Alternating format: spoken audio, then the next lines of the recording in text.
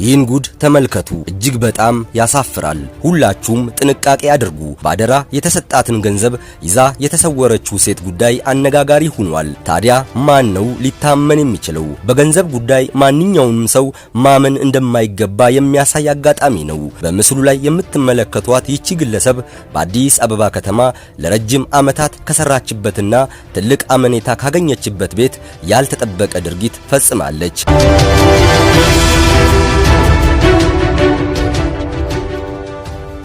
አሰሪዋ ባንክ ቤት እንድታስገባ የሰጣትን ገንዘብ በሙሉ ድንገት ይዛ መጥፋቷን ፖሊስ ገልጿል። ከዚህ ቀደም መልካም ስነ ምግባር ያላት ጠንካራ ሰራተኛ መሆኗን የሚያውቁ በሙሉ በድርጊቷ ተደናገጡ።